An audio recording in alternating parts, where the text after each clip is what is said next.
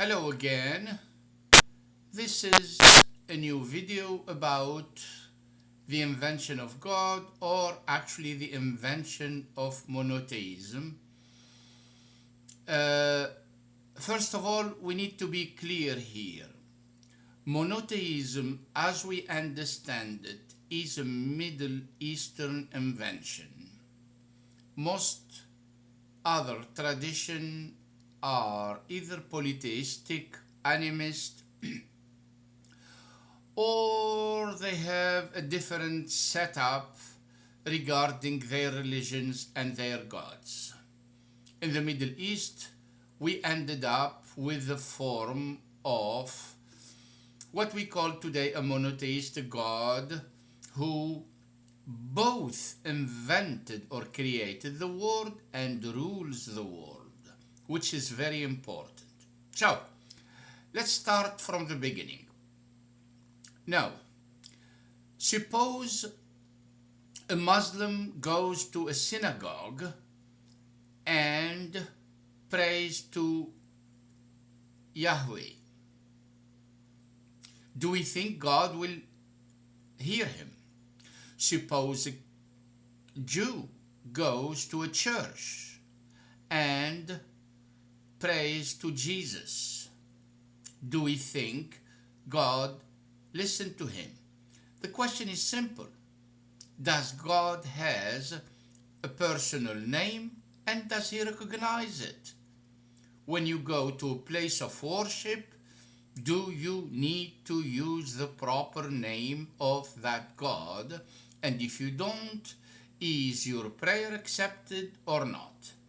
Now, we do have a serious question about God, his name, and his association with the prayer. So, we now start with various traditions. Most of Eastern tradition, Chinese, Japanese, you name it, all of them ended up with some kind of form of polytheism, where there is a council of gods or various gods, or actually no decision of who made what and who runs what. It wasn't clear. You go to Korea, you have a council of gods made of 80,000 gods. You have Greece, they have around 3,000 altogether gods. Arabians or Arabia, they had like between 300 to 400 gods.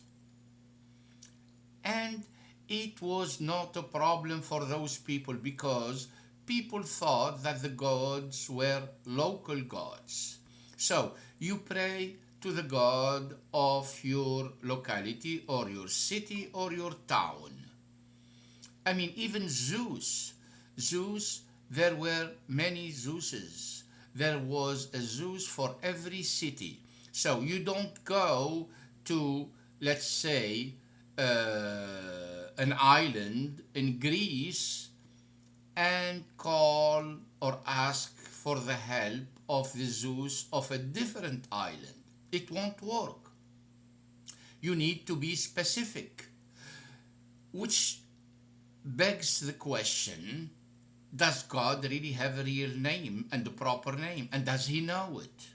And what if you made a mistake and call a different God? Does he hear it or not? Or does it go to the trash? Now, let's start now then with the monotheism.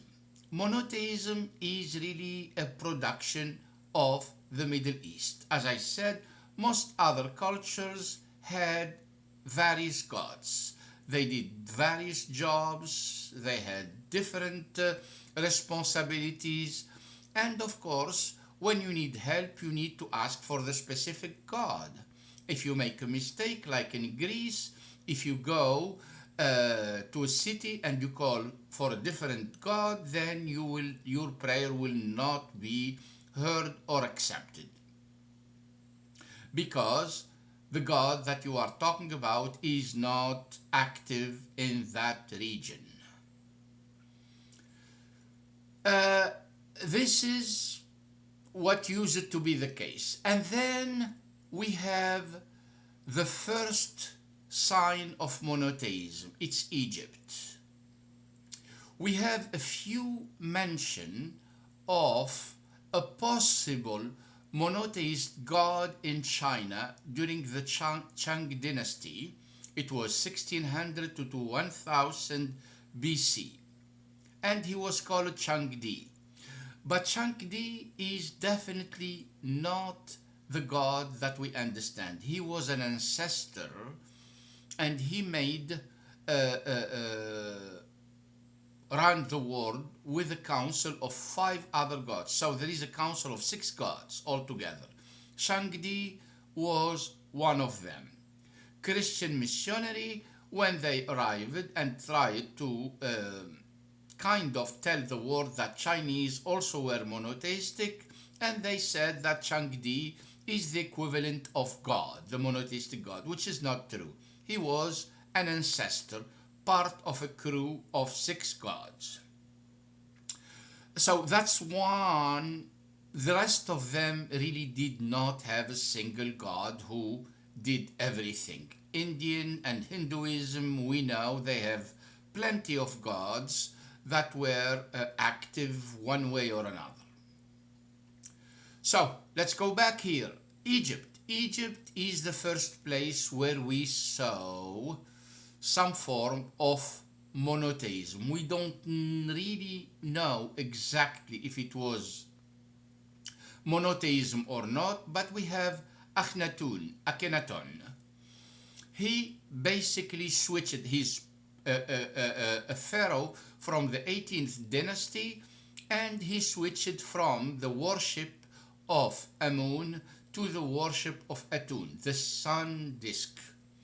Now, the issue with this god is also problematic. This is not the God who created the world. He was the God who runs the world according to Akhenaton, but he's not the one who created the world.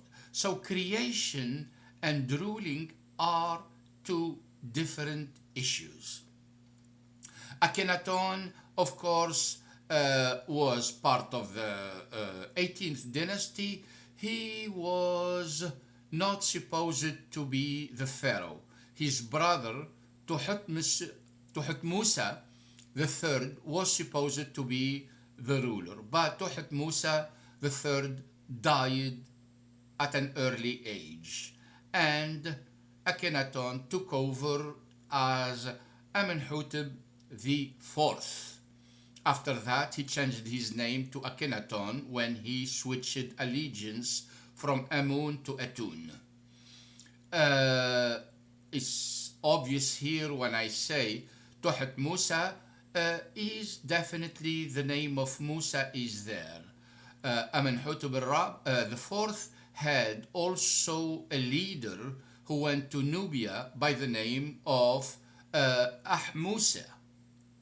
And the name of Musa was really very prevalent in ancient Egypt. So the story that it was really the name given by his mother or sister or aunt or whatever it is really not a solid story. The name of Musa was available. Tuthmusa, Ahmusa, and even we have a Musa character from the 16th dynasty who was also active. So let's forget about that, but let's remember the only piece here that we need. The name of Musa is not specific to Hebrews. It was an Egyptian name. Akhenaton, of course, was supposed to be the first monotheistic kind of pharaoh. He switched to the sun disk and basically destroyed, during the second part of his rule, destroyed all mention of Amun, and he was in charge. Atun became the sun disk, was in charge. Of course, this is the Pharaoh who was considered to be an heretic or the enemy of Egyptian, and at his death, and his grandson who took over, Tutankhamun, actually his name was originally Tutankhatun, and then he changed his name and he reverted to the original god Amun. So he changed his name. And then Egypt reverted to basically the same polytheistic religion that was before Akhenaton. Now we end up with the new guy by the name of Moses. Now Moses, we know that it is a combination. The Torah is the combination of many things, most likely written, in my opinion, around 330 BC. There is nothing that we can refer to before that.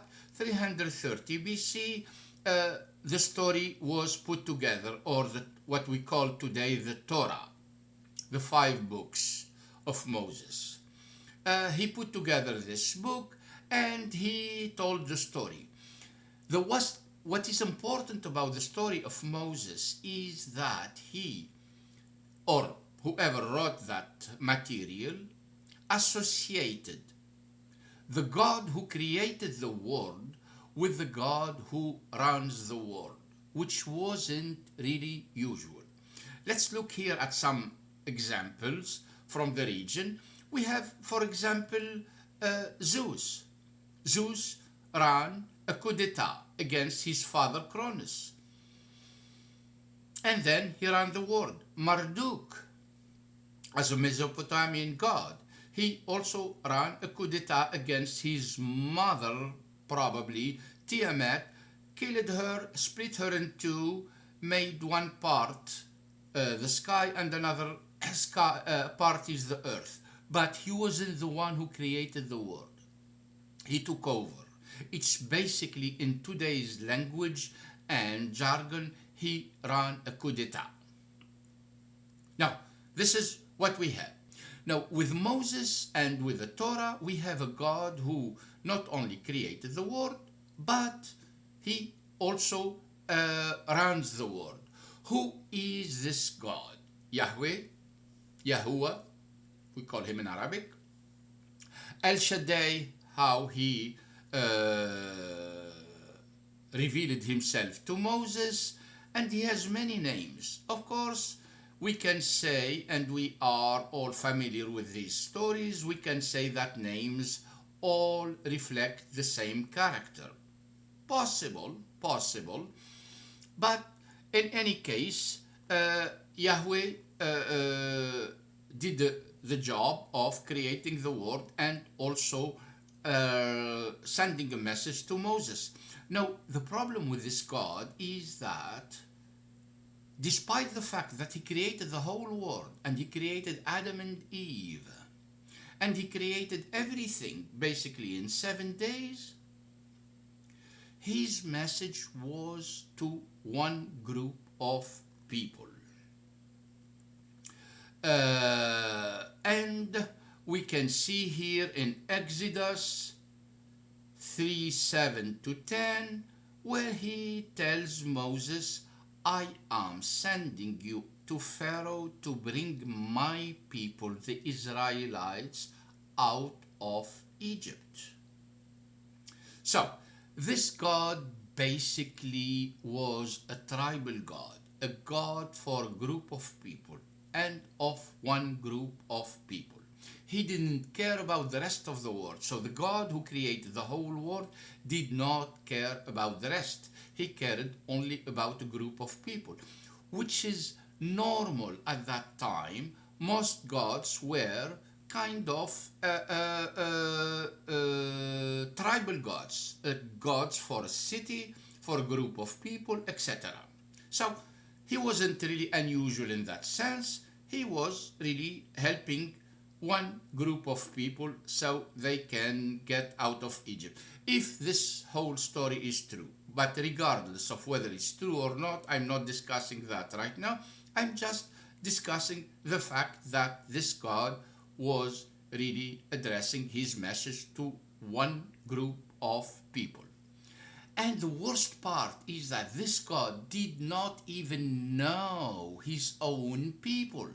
So he goes, and of course he's gonna punish Pharaoh and all of his people for not respecting the Hebrews, etc. And then he asks them to put a sign on their doors, so the angel of death, when he comes, he will not mistake the people of the chosen people of God with other people. I mean, in other words, he will not kill the Hebrews thinking that they were Egyptian. And here we have the story. The blood sign on every door. The blood will be a sign for you on the houses where you are. And when I see the blood, I will pass over you. No destructive plague will touch you when I strike Egypt. This is Exodus 12:13. So, God not only had a mission, which is to save the Hebrews, but unfortunately he did not even know who they were. And he needed them to put a sign on their doors with a blood sign, so he will not mistake Egyptian for Hebrews or Hebrew for Egyptians.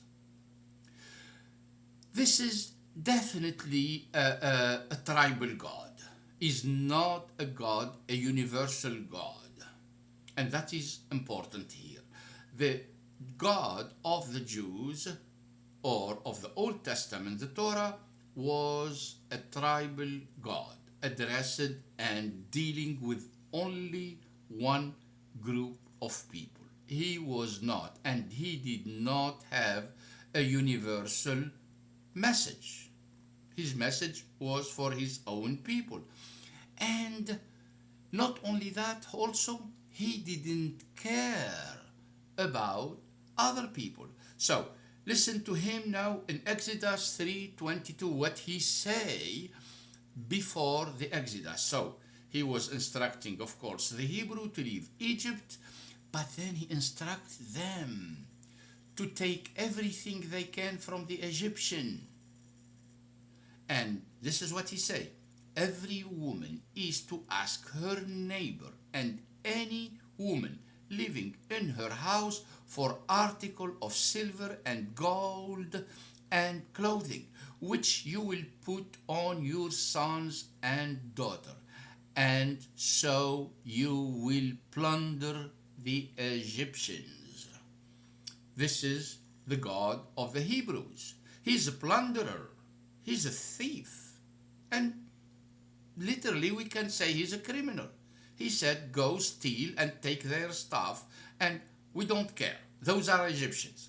So this is again the God who created the whole world. So we need to understand here, we are dealing with the Old Testament. We are dealing with the Torah. And the Torah is telling the Hebrews, go to the Egyptian, take anything you can from them and take it with you and leave. And don't worry about that. You can plunder them. Now, as far as this part is concerned, we are really dealing with two approaches here. This God wants to be active and creative somehow, but he is still a tribal God. He was not considering himself as a God for all people. He was considering himself the God who will save only the Jews, a tribal group, regardless of who that group is, but he was specific. Only those people, and the rest we don't care. And in fact, he killed every firstborn of Egyptians. I mean, if he had a problem with Pharaoh, why did he kill all the kids from Egyptian kids?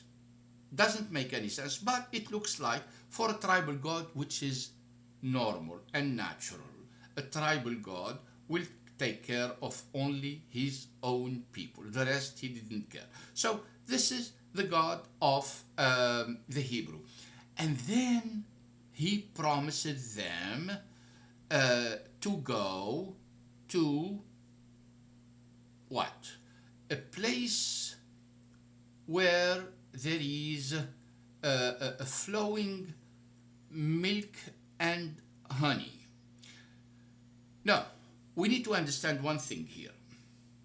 In order for God to promise the chosen people to go to this land where there is a flowing milk and honey, that land must have been prosperous at some point in order for God to promise it to the chosen people. So, God chose a place that was already prosperous, with people, with wealth, and he said, go take it.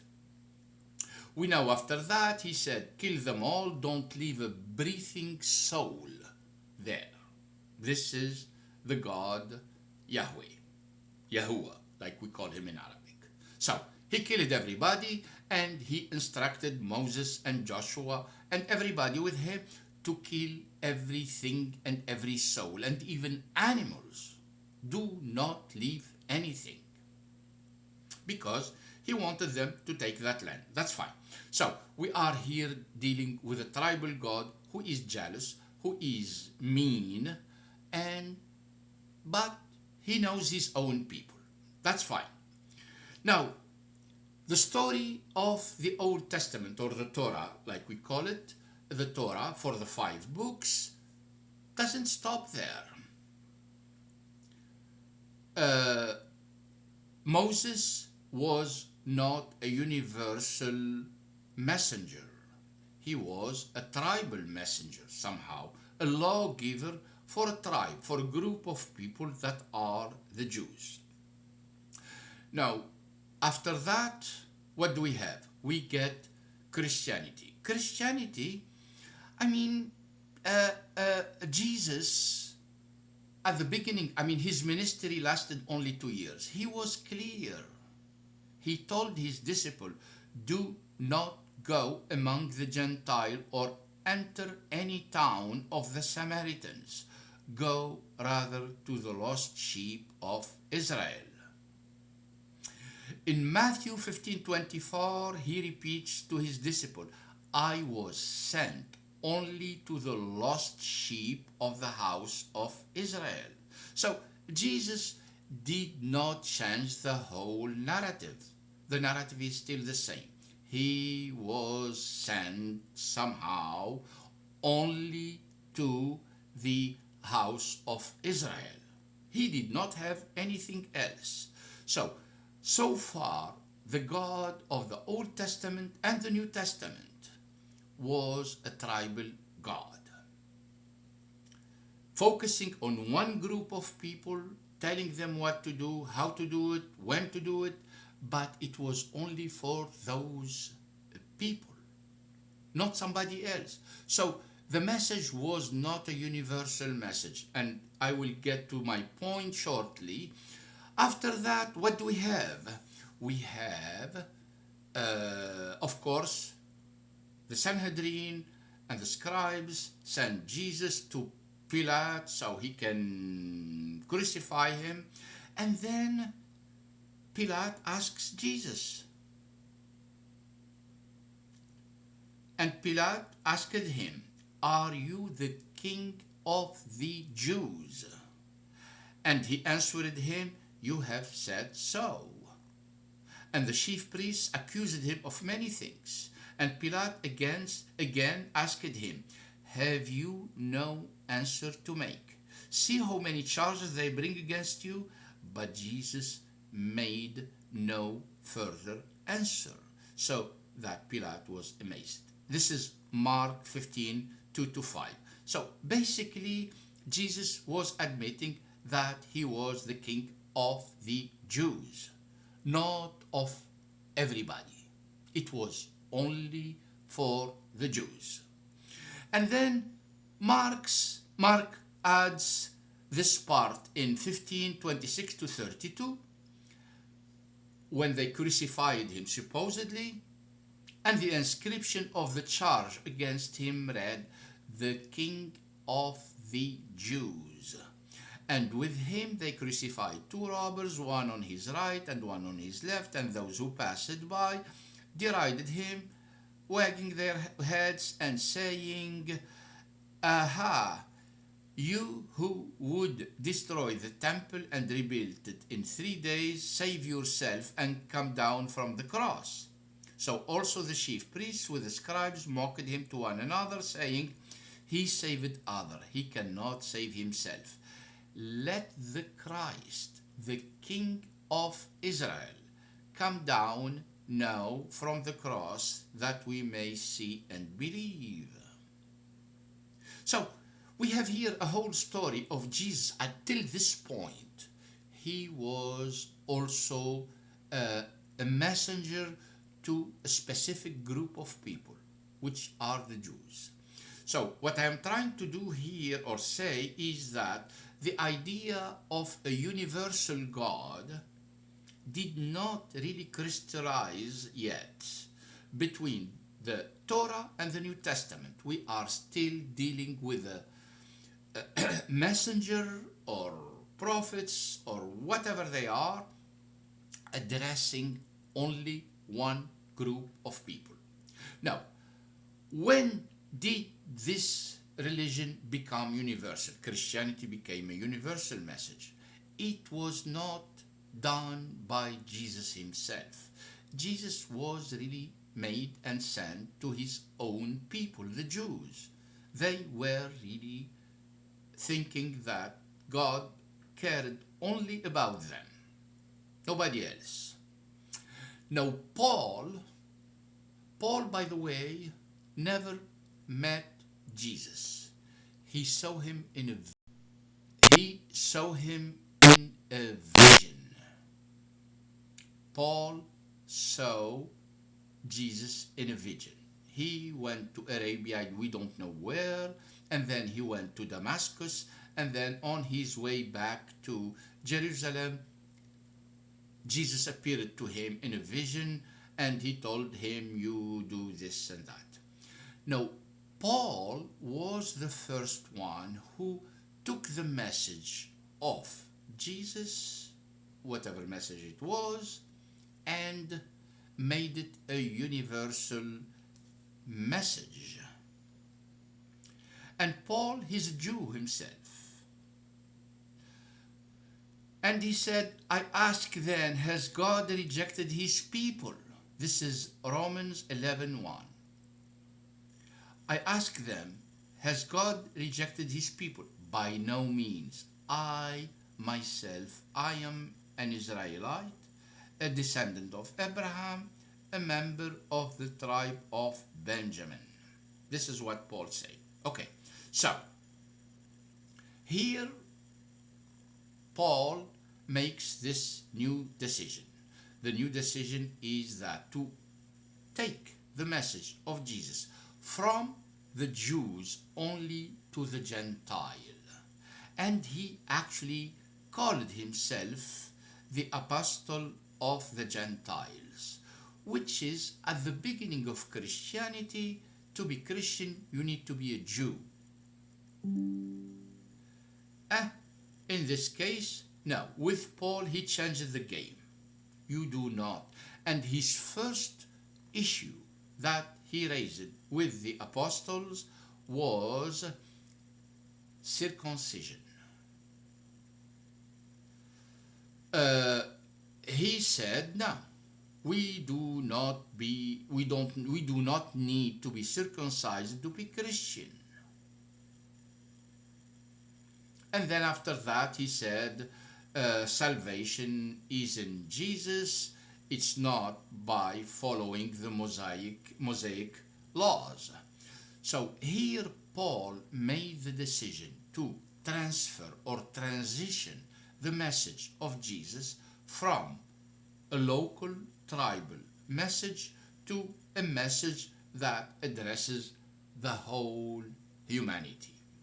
Now, we have a new take on Christianity. Christianity that we know today, and this is my own take. scholars have two opinions. Some of them think this or that. I myself think that Paul is the one who created Christianity. Christianity, as preached by Jesus, was really a local religion for a local group of people that are the Hebrews. Paul was the smart one. Paul moved that message from something related to the Jews to something universal. Now, the end of this line of monotheism of the region is Islam. Muhammad, whether it's revelation or not, I'm not discussing that again. With Muhammad, the message was from the beginning a universal message. Muhammad never addressed Arabs, and Muhammad never even addressed Muslims. In the Quran, the holy text, there was no mention of, oh yeah, you Muslims do this or that. There isn't. We have all the message from Muhammad are, you believers do this or do that, but no mention of you Muslims or you Arabs. Muhammad somehow was kind of, I believe, from the beginning, the idea of a state was ready in his mind. He wanted to create a state. As a statesman, he's a genius. He knew from the beginning what he wanted, and he went for it. We have two exceptions in the message of Muhammad. The first exception is the satanic verses, and we all know about the satanic verses, where he probably tried to incorporate local gods with his. But then he tried it and then he gave it up. We don't know exactly the details of how this story happened. You can check it on your own, but it looks like he wasn't very convinced. And actually, even in the beginning, Mecca, or the holy site of the Kaaba, had between 300 to 360 idols. And the locals told him, listen, we don't mind your God. You can add it to the rest of them. Polytheists really do not care whether they have 360, 361, 380. It doesn't matter. They can add one. They offered him that. And Muhammad said no. So we know this is from the beginning. From the beginning, Muhammad refused to add another God to his plethora. But then we have the satanic verses where it seems that he thought of incorporating other gods, but then he gave it up.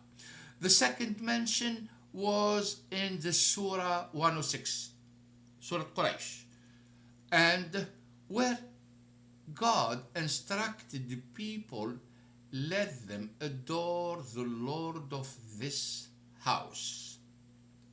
فَلْيَعْبُدُوا رَبَّ هَذَا الْبَيْتِ. Here, a different kind of approach. Adoring the Lord of this house is kind of tricky. But the verse is very early in Islam. So probably also Muhammad at that time was thinking that his Lord will be, or his God will be a local God. But then he gave it up. So those are the two exceptions in Islam. After that, Muhammad moved directly to a message where he preaches to the whole world.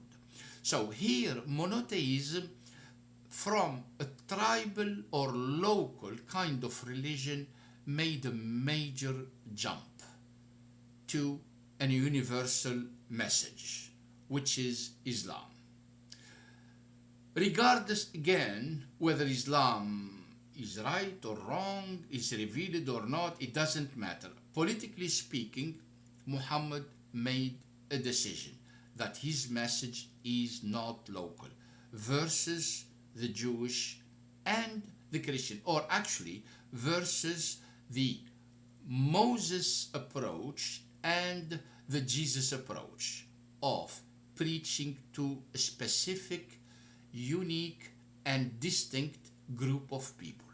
Muhammad chose from the beginning that his message was not addressed to a specific group of people, but to the whole world. The last thing that Muhammad made, which is very important, is that he reworded the message of Moses and Jesus. For Muslim or the Quran, or for Muhammad, Moses and Jesus were not sent to a group of people. They were considered messenger versus prophets. Prophets are locals. Messenger are sent by God to the whole universe. So we have in Islam, I think, 5 major messengers: Adam, Abraham, Moses, Jesus, and Muhammad. So what Muhammad did of Moses and Jesus, he switched or transformed their message from a local message to a universal message, which makes sense because that also justifies Muhammad's message. Muhammad's message was a continuation, per what he said, a continuation of Moses and Jesus. So he could not continue something that was local. In his approach is, instead of getting into that trap, he changed the whole story. And he said those guys also were not sent only to the Jews. They were sent to the whole universe. And I, myself, I'm also sent to the whole universe. Now, to summarize this, religion in this case, or monotheism, is basically a practical solution to create a functioning state. If you want to have a small group of people run in a tribal way, you can basically keep your God for your own group. If you want to run a state, a basic central state that can oversee thousands or millions of people, you need to establish a form of monotheism where there is a central God who runs the whole show. And I believe that Muhammad, whether he knew it or not, whether he was aware of this decision or not, he was kind of conscious that his message was meant to run the world, not to run a group of people, versus Moses and Jesus. Those two people. And for Christianity, after Paul made that change, we needed to wait. First of all, one heresy is called the Marcionite heresy. The Marcionite heresy was a simple heresy that said the God of the Torah, the mean, jealous, cruel God of the Torah who kills people right and left, cannot be the same God of love and peace that is Jesus. Marcion said those are two separate gods. The God who created the world, who was mean, who was cruel, that's something else. But the God we believe in, according to him, is a God of peace. And those are two separate. And that was a very smart move. The second move came from Constantine, who declared Christianity by the end of his life as the state religion of Rome. And Constantine also took a decision. Now, for Constantine, he needed to establish his state. He was a ruthless ruler, a dictator, but he needed a religion or an ideology to establish his religion. Christ, the way it was presented to him at that time, was a loving God, something like that. He really did not, wasn't enough for him to establish his rule. And then he has the Creator, Yahweh. And then we have the Council of Nicaea, where Constantine himself intervened to say that Jesus and God, who created the world, are from the same substance. And that was the ideology since then for Christianity. Now, what Muhammad established by the end is that the one who created the world is the one who rules the world. And that is extremely important in terms of monotheism, ruling and creating. And those two were always detached from each other and separated actually from each other for a long, long time, till Muhammad made the final call. Thank you.